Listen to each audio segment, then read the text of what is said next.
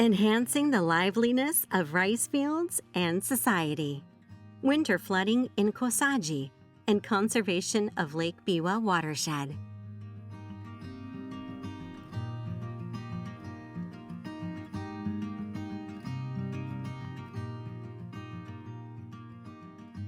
Lake Biwa, the largest lake in Japan, is used as a water source by 14.5 million people in the Kinki region, including the Shiga, Kyoto, Osaka, and Hyogo prefectures.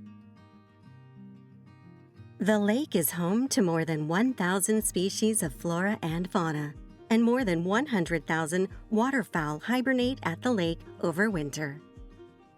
Lake Biwa is registered as an internationally significant wetland under the Ramsar Convention.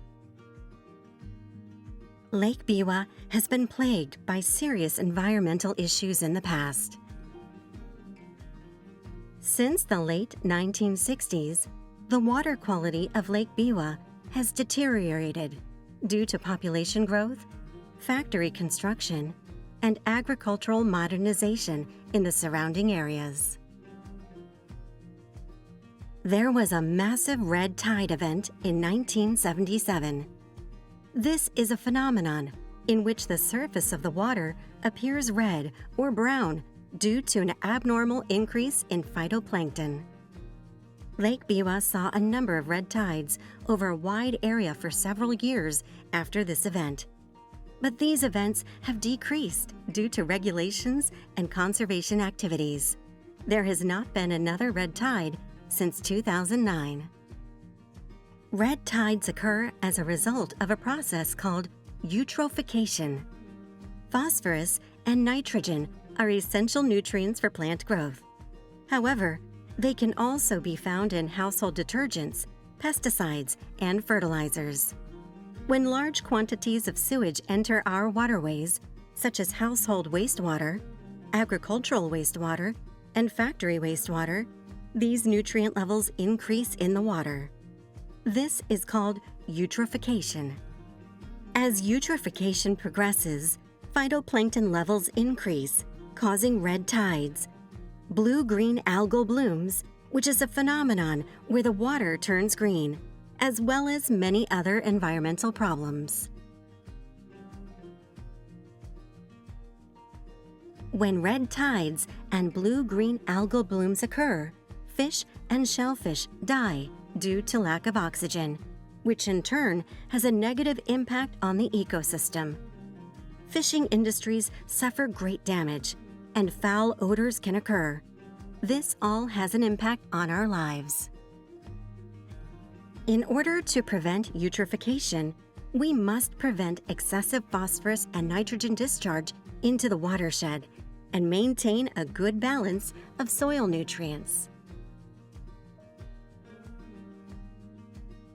To give an example of environmental conservation activities around the Lake Biwa watershed, let's take a look at the case of rice cultivation in the Kosaji region in Koka City, Shiga Prefecture. Kosaji is located along the Yasu River, which is the largest river flowing into Lake Biwa. The clay-like soil is rich in magnesium and is ideal for growing glutinous rice. The area produces a product called Shiga Habutai Mochi rice, which is said to be the finest glutinous rice. The rice is produced through eco-friendly farming practices, such as more than halving the use of pesticides and chemical fertilizers.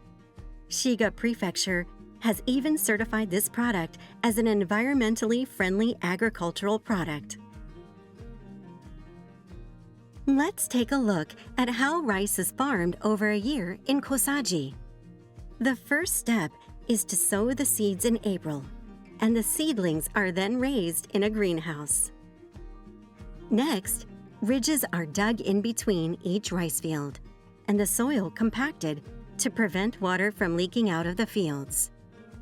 In May, the soil is plowed with a tractor. Then the rice is puddled with water, the soil crushed finely, and the mud tilled. Once the soil has been flattened, it's finally time to start planting.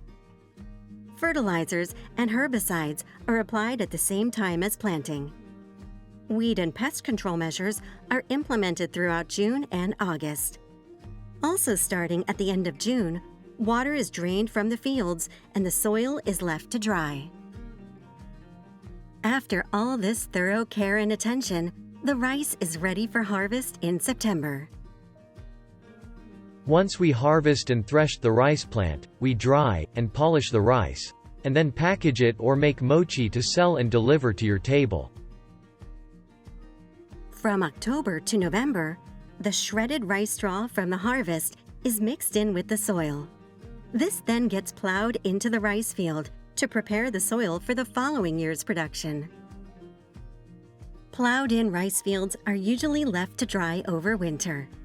But since 2016, some farmers in Kosaji have been watering its rice fields even in winter, known as winter flooding.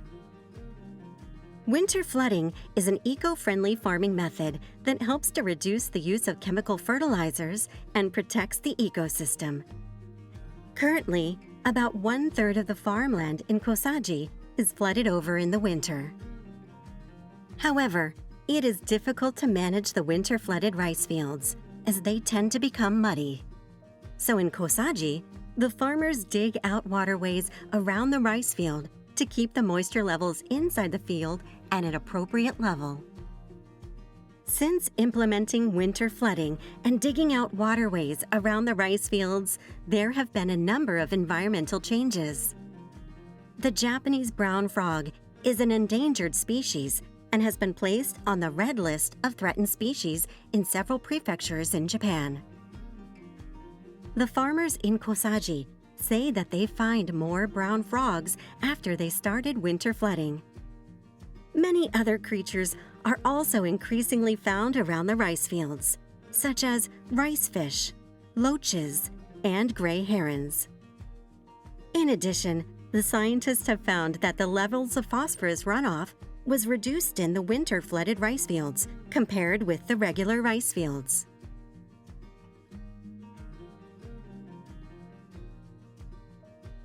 The E-REC project at the Research Institute for Humanity and Nature is comprised of a team of ecologists and sociologists, with an aim to identify ways of keeping healthy ecosystem in the Yasu River watershed.